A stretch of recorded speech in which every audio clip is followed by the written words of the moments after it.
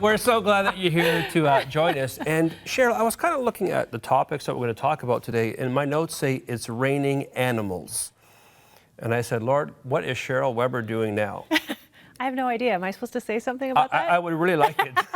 It's going to be a long show. I just wanted to leave you hanging just for a minute. Good job. Actually, we're going to talk about this really cool. If you live in Saskatchewan, specifically in Moosejaw, you have a $1.2 million Noah's Ark that's going to be built in your city. Yes, it's going to be built at Sunset Cemetery in Moosejaw, Saskatchewan. And this is by a Chinese businessman. He's actually already built one in China. Yeah, and he wants to. And in Hong Kong, I've been to the one in Hong Kong. It's a life-size replica of the Ark, and there's elevators in it to go up and down. Wow! You don't realize how massive this thing is. That is Saskatchewan, so cool. Moosejaw, have you been there? I have not been to Moosejaw. I've been to Saskatchewan. Well, I've been to Moosejaw. I'm a bit of a world traveler. I've been to Moosejaw. I just love saying that I've been to Moosejaw. What a cool name. You guys rock. Well, that's the heart of our country out there. Good-hearted people in Saskatchewan. Yeah, I think this is going to be okay. so amazing. They say it's going to be 136 meters long, 23 meters wide, 13 meters high. No roller coasters, though.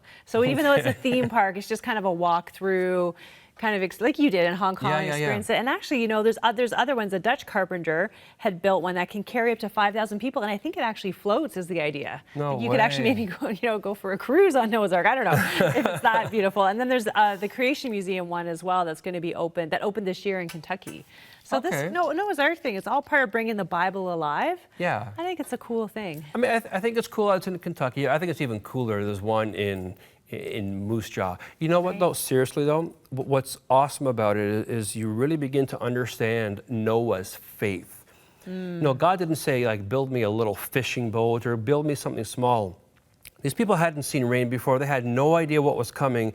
And God speaks to Noah and he says, I want you to build me an ark. This thing was massive. And for me, when I went to the one in Hong Kong, and I'm sure that when you go visit this one in Moosejaw, you got to understand that he took an incredible leap of faith, believing God, being obedient to God, no matter what the cost would have been for personal ridicule, but he did it anyways. I thought that was really cool. That's amazing. Well, it's going to take 4 years to build, so we'll be following that story, and hopefully we'll have pictures, or maybe we'll get to go, you and I, do a little wouldn't that tour. be fun? Yeah, you could all meet us there. Does that sound like fun? Yeah, that sounds like fun. Yeah, anyways, okay. Wow, okay. You're asking me tough questions today. What? Like it's fun to visit Noah's Ark, I tell you. Well, your tough questions leads in perfectly. To we didn't your even plan topic. this, but it's about asking God the hard questions. Have you ever been through something, Cheryl, where you've been honest enough to say, God, I'm angry, or I'm hurt, or I'm upset? Have you ever done that? Yeah, actually, going through a hard time, I found out that part of my healing was actually just being honest with God and telling him that the questions and the frustration, even the anger that's in my heart, kind of getting the poison out. And then you kind of have those great conversations with them where peace comes. Yeah, and just being honest. You know, in this article I was reading, the person who wrote it, there's a great little quote. He says, God in Jesus has experienced doubt. He gets it. When he was on the cross and he cries out, Father, why have you forsaken me? He's calling out to God. And there's this great quote here. It says, and if God isn't afraid of our questions, why are we afraid of our questions?